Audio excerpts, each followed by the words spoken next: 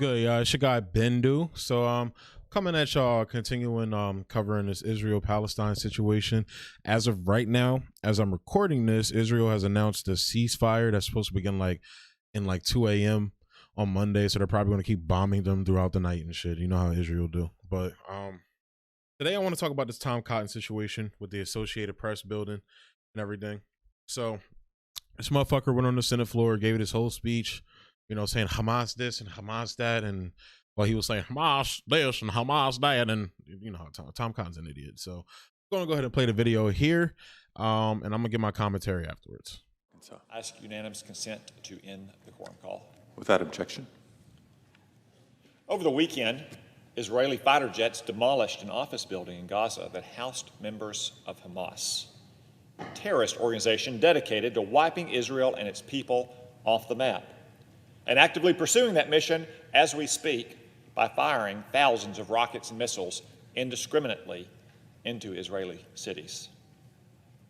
To minimize civilian casualties, the Israeli Defense Forces gave persons in the building 1 hour of advance notice that the building was coming down. Everyone evacuated safely, including, one sadly assumes, Hamas fighters. When the airstrike came, there were no reported civilian casualties. Certain activists in the press seemed to greet every Israeli airstrike against terrorists with howls of outrage, but this one elicited even more self-righteous indignation than usual. It quickly came to light that the Associated Press and Al Jazeera had news bureaus in that very building. The AP had lost prime real estate in the strike, real estate with the rooftop terrace. Some even lost their cameras. The AP's top newsman said he was shocked and horrified by an airstrike that caused no casualties. He also disclaimed any knowledge of Hamas's presence in the building, despite actively checking. Many other journalists and their advocacy organizations also mounted up on their moral high horses against Israel. But the AP story just didn't add up. So I asked a few basic questions in a speech right here yesterday afternoon. Namely, why was the Associated Press sharing a building with Hamas in the first place? Did it knowingly allow its journalists to be used as human shields by a U.S.-designated terrorist organization? Did the AP pull its punches and decline to report for years on Hamas's misdeeds? One would think that these are simple and reasonable questions, but I directed them to a media organization. So the usual suspects circled the wagon, expressing more outrage at my audacity to question the AP's leadership than they do at Hamas for trying to kill Jews by the thousands. Keith Olbermann called me an anti-constitution, anti-free press, racist fascist. One Slate reporter wrote that I was making deranged insinuations and going to bat against civilians in a war zone, even though no civilians had been harmed in this airstrike. The constant refrain of their criticism was that I was attacking the brave reporters of the Associated Press Gaza Bureau. My claims were baseless, reckless, without evidence, they claim. But in fact, there's plenty of evidence that some media outlets stationed in Gaza allow themselves to be used as pawns by Hamas. So there you have it, him saying a lot of stupid shit. So off rip, he starts off with Hamas fired rockets and which he doesn't tell you, and what a lot of the media doesn't tell you. So his whole thing here is to basically try to condemn the Associated Press and Al Jazeera as well as possibly working with Hamas. Like, at worst, working with Hamas, you know, at best, you know, being duped by them, sharing buildings with them, Everything he's implying here is just flat out wrong. Every way you look at it is wrong. So, but continuing, he doesn't tell you about the further ethnic cleansing of the Sheikh Jarrah neighborhood and the raiding of the Al-Aqsa mosque, on one of the holiest days, the last day of Ramadan, and the third holiest site in the in the Islamic religion. So nobody's talking about that. That it would literally be like Arabs running into a church, desecrating it, doing the, shooting stun grenades and all this shit and shooting rubber coated bullets at them on Easter in a church. That's the same equivalent. And of course, nothing is said about that. He talks about how they gave Palestinians an hour's notice. Yeah, they gave them an hour's notice before destroying all of their fucking property and belongings, like everything they know, and rendering them homeless, basically. Yeah, an hour's notice is good. That is good that they're doing that. So, and then the whole point that, like, he doesn't stop and think, and Tom Cotton knows this, and I'm going to get to why Tom Cotton's pretending, but I just want to break down all of the fuckery that he's saying right now. But he's like, well, why is the Associated Press in Gaza covering Hamas? I don't know, maybe to do journalism, because the media they're already fucking stenographers for the fucking State Department and for the government. So the fact that they, at least, have a building there in Gaza and shit like that to, because they already reported from a biased position. If you look at the headlines the Associated Press were putting out, they were condemning Hamas, basically saying, Hamas fires rockets, and then on the other side you'll see, a rocket landed in Gaza. How did it get there? Did it just magically appeared out of nowhere? So this whole notion he's trying to put forward that the media is biased for the Palestinians and specifically Hamas is just complete fucking dog shit. So it's like, and then on top of that, Tony Blinken, and I'm going to play the video after I say this, but Tony Blinken said he didn't see evidence even supporting this, and Israel hasn't shown evidence. But here's Anthony Blinken, basically saying he doesn't see any evidence. You said that you've requested additional information. Have you received it? Have you seen it? And did you find it credible? I've not seen any information provided. And again, to the extent that it is based on intelligence, that would have been shared with other colleagues, and I'll leave that to them to assess. So that's literally the Secretary of State saying he didn't see evidence. And Tony Blinken is a hardcore supporter of Israel. Don't get it twisted. He's part of the Biden administration, and even he's saying they didn't see evidence, and Israel hasn't presented any evidence. And Keith Olbermann, who's finally right about something, shitting on Tom Cotton the way he was, good. I'm usually not in favor of Keith Olbermann, but shitting on Tom Cotton for this specific thing, sure, I'm all for it. And these Palestinian journalists he's talking, that he's shitting on, like these intrepid journalists, he's basically mocking them, saying, they risked their lives. Literally everything he's saying there is correct, because that is what they do. They're fucking journalists. They're covering the situation going there. And in my opinion, they're the best people to be covering it, because they're fucking living it every day. And here's a video of a journalist literally begging the Israeli government not to at least let them go in and get their fucking equipment. Just give them 10 more minutes to get their equipment. And the Israeli government basically told them to go fuck off. تسأل المسؤول وتقول له احنا يعني 10 دقائق ما حيصير شيء بين الساعة 3 والساعة 3 و10 العمارة مش حترجع تاني خلاص يعني احنا بدنا 4 انفار بس 4 وكلهم لابسين الدروع مش حيروحوا يجيبوا أجهزة قتالية ولا حيجيبوا كاميراتهم وشغلهم هذول كانوا في بث مباشر يعني هاي تو كلهم هاي نشوفهم تو رجعوا كانوا كلهم في المستشفى في مكان وين قتلوا ال10 انفار امبارح في المجزرة هذول كلهم هيك الناس الجاية ما في حدا منهم مخرب إذا أعطينا 10 دقائق ساور المسؤول قول له يعني 10 دقائق ما حيصير شيء. تفضل. كانوا يجوا يدخلوا العمارة ولا واحد صاروا الناس. إحنا محترمين رأيكم يا عمي إحنا ما بنقول لكم بدنا نيجي غصب عنكم. أعطينا 10 دقائق. لا اخوي ليش 10 دقائق القريت احنا صار لنا ساعه بالنسبه للناس بدنا انه الناس يرجعوا للعماره للبرج خاطر من شانهم مش من شاني هذا حياتهم مش حياتي بقول احنا الا نتجادل معك الا 10 دقائق لو في ال10 دقائق سمحت لنا نروح كان راحوا جابوا الاجهزه تاعتهم ورجعوا يعني احنا مش باكين على الجهاز خلاص انت بدك تسويه احنا يعني تعب عمرنا كله راح باتنا ذكرياتنا حياتنا ضيعتوها بدك تتكلم لهالوقت على كاميرا ما بدي احكي على كاميرا خلاص ما بدي اللي بدك اسويه انا حسكر واعمل اللي بدك اياه في رب كبير تفضل يا صل على النبي اللهم صل على سيدنا محمد لقيت في ناس بالبرج ولا لا ما في ناس لا ما في ناس لا ما في ناس لا But also another point that Tom Cotton doesn't want to tell you is that Israel. So you're seeing this article now. This is from the Interslip. This is from what year is this? I can't even see what year it is. It's Mehdi Hassan's bitch ass too.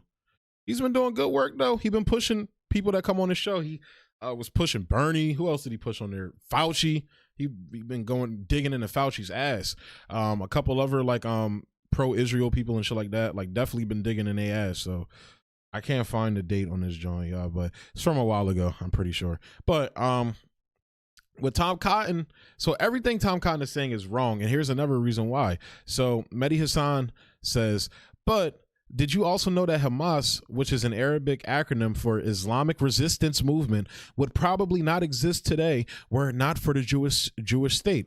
That the Israelis helped turn a bunch of fringe Palestinian Islamists in the late 1970s into one of the world's most notorious militant groups, that Hamas is blowback. It's not blowback. So as you're going to see, this is the causation of resistance. Nobody called the French resisting the fucking Nazis blowback on the Nazis. That was just flat out resistance. So that's bullshit right there. I hate how they like to describe a lot of these like jihadist groups, and I'm not saying Hamas is a jihadist group. I don't look. I will admit, from what I've read about Hamas, like I'm not going to say whether they're a jihadist group or not. It doesn't seem like they are. I could be wrong about that. Like I said, I've been doing research on it, but it's flat out clear that Hamas is birthed from the Palestinian people's anger against the Israeli occupation of their land, the Israeli regime's occupation of their land. So the blowback thing that they always say is bullshit. He continues, this isn't a conspiracy theory. Listen to former Israeli officials such as Brigadier General Yitzhak Segev, I think that's how you say it, who was the Israeli military governor in Gaza in the early 1980s. Segev later told a New York Times reporter that he had helped finance the Palestinian Islamist movement as a counterweight to the secularist and leftist of the Palestinian Liberation Organization and the Fatah Party led by Yasser Arafat, who himself referred to Hamas as a creature of Israel. The Israeli government gave me a budget, the retired brigadier general confessed, and the military government gives to the mosques. Hamas, to my great regret, is Israel's creation. Avner Cohen, a former Israeli religious affairs official who worked in Gaza for more than 2 decades, told the Wall Street Journal in 2009. Back in the mid-1980s, Cohen even wrote an official report to his superiors warning them not to play divide and rule in the occupied territories by backing Palestinian Islamists against Palestinian secularists. I suggest focusing our efforts on finding ways to break up this monster before this reality jumps in our face. They didn't listen to him, and Hamas, as I explained in the 5th installment of my short film series for the Intercept on Blowback is bullshit. This is literally what they do. So when you have leftists that are trying to, do something good for the country, they always overthrow that leftist and install these brutal right-wing dictators, blah, blah, blah. We see it over and over and over and over again. You saw it in Syria, like the United States literally created ISIS. They started funding these jihadist groups along with Saudi Arabia, the UAE, blah, blah, blah, all of those countries. I think Israel was involved too, to overthrow Assad. And they were perfectly fine with ISIS. Like literally, if it wasn't for Russia, there would be black ISIS flags flying over Damascus right now. That's Richard Medhurst's words and many other people's words, even including American officials, including Joe Biden himself, has said this. And he got flack for it. He ended up having to apologize to the Saudis and everything. But this is what they do now. In Syria's case, they're doing it because of a multitude of reasons. Assad refuses to be a lapdog to the United States. Syria has refused to be a lapdog to the United States since they overthrew Iran, because they overthrew Iran and tried to move into Syria. There's a fantastic article by John Kennedy Jr., I think that's what his name is. He wrote it for EcoWatch. I covered it before when it came to Syria, but I need to cover specifically that article, so you guys have that. So I'll have that resource in my in my library and everything. But yeah. But also because they want to cut off Russia's dominance in the natural gas pipeline in Europe by putting this pipeline through Syria that connects from like basically the United States lapdog countries and everything, opposed to Russia having wanted to put a pipeline from Iran to Syria to Russia, blah, blah, blah, and all that. So it's all about money, fossil fuels, but also because Assad and Syria refused to be a lapdog to the United States and the other Gulf states as well. So that's what this is all about. So that whole blowback thing was bullshit. To be clear, first the Israelis helped build up a militant strand of Palestinian political Islam in the form of Hamas and its Muslim Brotherhood precursors. Then the Israelis switched tack and tried to bomb, besiege, and blockade and blockade it out of existence. So basically what they're saying there is Israel, and I believe WikiLeaks put this out as well. WikiLeaks basically leaked that they created Hamas as a way to give credence to continuing to basically ethnically cleanse and commit this slow moving genocide against the Palestinians. So that's just what it is, man. So, and then on top of that, so his point about the media basically being dupes and pawns of Hamas can't be any more true, because as it turns out, the Israeli government used the Western media to run a ploy on Hamas that didn't work. So here's Crystal Ball to explain it. But now Bibi and the Israeli army know they can also blatantly lie to the U.S. press, using them as pawns in their military operations, and face zero repercussions. They know they can literally demolish the AP's bureau in Gaza and hear nothing but the weakest of protests in the most mealy-mouthed language from anyone with real power in the United States. Early Friday morning, you likely received a notification on your phone that Israel had launched a ground invasion of Gaza. According to the New York Times, that was the message that went out to journalists from the Israeli Defense Forces by text message in on-the-record confirmations from an IDF spokesperson, and it was even tweeted out by the IDF's official Twitter account in a message that remained up at the time of this writing, at least. But it turned out that was all a complete ruse. According to a celebratory Hebrew language press, the IDF had tricked journalists into reporting this invasion in order to lure Hamas militants into more vulnerable positions so that the Israeli attacks would be more deadly.